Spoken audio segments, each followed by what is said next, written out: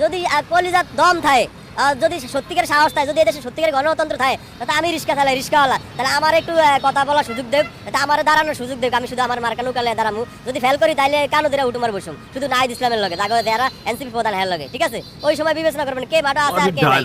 এবং what a challenge, what a dialogue এবং what a challenge. একজন রিক্সাওয়ালা আওয়ামী লীগের ভক্ত, কর্মী বলা যাবে না, রিক্সা লীগ আছে কিনা জানি না, শ্রমিক লীগ আছে, তো সে দাবি করেছে নাহিদ ইসলামকে চ্যালেঞ্জ ছুড়ে দিয়েছে যে নাহিদ যে আসন থেকে নির্বাচন করবে ওই আসনেই নৌকা মার্কানিয়া এই রিক্সাওয়ালা নির্বাচন করবে।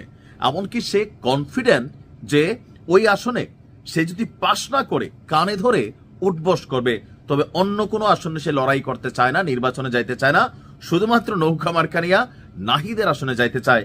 এখন তার এই চ্যালেঞ্জটার মধ্যে বাস্তবতা কি আছে? বাস্তবতা হচ্ছে নৌকা মার্কানিয়া যদি এই রিক্সাওয়ালা আসলেই দাঁড়াই যায়, তাহলে নাহিদ সে আসনে ফেল করবে। তবে এখানে একটু পেচকে আছে, যেহেতু সবগুলো রাজনৈতিক দল এখানে নির্বাচনে অংশগ্রহণ করবে, সেই ক্ষেত্রে ওই আসনে বিএনপি বিজয়ী হবে, বিএনপি ওই আসনটাতে পাশ করবে। তবে নাহিদ ইসলামের এনসিপির শাপলাকলি বনাম এই রিক্সাওয়ালার নৌকা, এইখানে যদি ইন্ডিভিজুয়ালি আলাদা আলাদা ভোটগুলো দেখা হয়, তাহলে এই রিক্সাওয়ালা ভোট বেশি পাবে। এখন কেন আসলে বেশি পাবে? পারসেপশনটা কোথায়? পারসেপশনটা আওয়ামী লীগের সময় আপনাদের খেয়াল থাকার কথা যে হিরু আলম সে হচ্ছে আরাফাতের বিরুদ্ধে দাঁড়াইয়া একটা ভালো ভোট পেয়ে গেছিল। হিরু আলম বগুড়াতে তার আসনে আপনার ওইখানের খুব বাঘা বাঘা প্রার্থীদের বিরুদ্ধে দাঁড়াইয়া আওয়ামী লীগের সে ভোট পেয়ে গেছিল। কিভাবে গেছিল? কারণ তৎকালীন প্রেক্ষাপটে আওয়ামী লীগ বিরোধী যারা ছিল, বিএনপি জামাত জোট বাইধা, আবার আওয়ামী লীগের উপর বিরক্ত, কিন্তু বিএনপিও করে না জামাতও করে না, তারাও কিন্তু হিরো আলমরে ভোট দিছে। একটা প্রতীকী কি বলা হয় যে ধরেন স্ট্যান্ড নেওয়া। এখন এই রিক্সাওয়ালার সাথে কেন এনসিপির জনসমর্থন? এটা আপনি এখনকার গবেষণা কি বলতেছে, ফ্যাক্ট না, ফ্যাক্ট হচ্ছে সারা বাংলাদেশে এদের 2% ভোটও নাই। আমি বরাবরই বলি হাসনাত আব্দুল্লাহ, তাসনিম যারা, এদের হিসাবটা আলাদা, কিন্তু নাহিদ ইসলাম, আসিফ মাহফুজ, সার্জিস, হান্নান মাসুদ, নাসিরউদ্দিন পাটোয়ারি, আক্তার, এদের জনসমর্থন কোনো আসনে 2%-এর বেশি নাই। তো সেই ক্ষেত্রে আওয়ামী লীগের যতই দুর্দিন থাকুক, বাংলাদেশে যতই খারাপ অবস্থা থাকুক, তারপরেও মিনিমাম 20% ভোট আওয়ামী লীগ পাবে। এখনো আপনি যত কথাই বলেন আওয়ামী লীগের সমর্থন, সবাই নীরব হয়ে আছে, চুপচাপ হয়ে আছে, যে এখন আওয়ামী লীগের কথা বললেই বা যদি নিজের অবস্থান কেউ প্রকাশ করে তার বিরুদ্ধে একটা মামলা হওয়ার সম্ভাবনা আছে, গ্রেপ্তারের সম্ভাবনা আছে।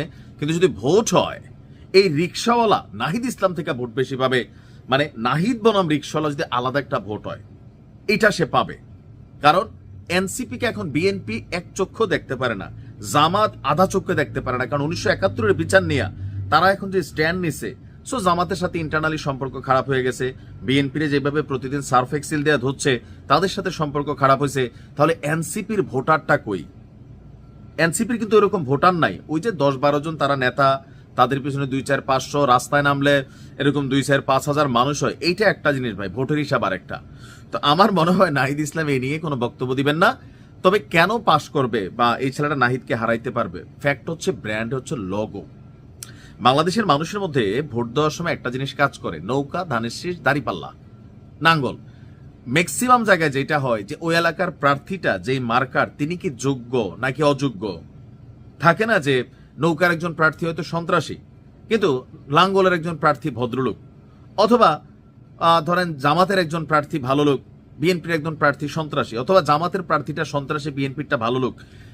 লোকাল পর্যায়ে অথবা ধরেন লাঙ্গলের প্রার্থীটা সন্ত্রাসী, নৌকারটা ভালো লোক। বিশ্বাস করেন বাংলাদেশে যারা বাই ব্লাড ডাইহার্ট ফ্যান আছে এই দলগুলোর, তারা কিন্তু আসলে স্থানীয় ক্যারেক্টারকে দেখে না, মার্কাকে দেখে।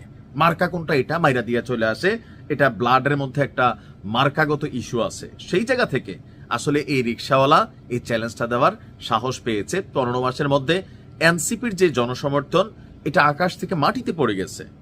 এখন বড় বড় দলগুলো তাদেরকে 2-4-10টা সিট দিয়ে নিতে চায়, এটা হচ্ছে রাজনীতি, এটা আলাদা। কারণ জুলাই আগস্ট একটা ইস্যু, সেই ইস্যুতে যে স্নিগ্ধ বলেন বা সার্জিসদেরকে বলেন কেন ডাকতেছে, ওই ইস্যুটাতেই ডাকতেছে। এছাড়া আপনার এই হাতে গোনা 2-4-5টা পোলাপাইন বাদ দিলে সারা বাংলাদেশে এনসিপির কেউ সিট সার্ভে আপনি দেখেন তো আপনার এলাকায় লোকাল এনসিপির নেতাটা কে, তার লোকাল অবস্থানটা কি আছে।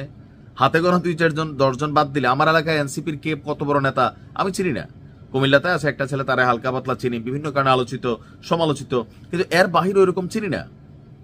কিন্তু আপনি যাই দেখেন নৌকার লোককে, জামাতের লোককে, বিএনপির লোককে, লাঙ্গলের লোককে, ইসলামী আন্দোলন চরমনাইয়ের লোককে ওইটাও মোটামুটি চিনা যায়। এই কারণে রিকশাওয়ালা এই চ্যালেঞ্জটা দিয়েছেন। প্রশ্ন হচ্ছে নাহিদ ইসলাম এই চ্যালেঞ্জটা অ্যাকসেপ্ট করবে কিনা, অপেক্ষায় রইলাম। আসসালামু আলাইকুম।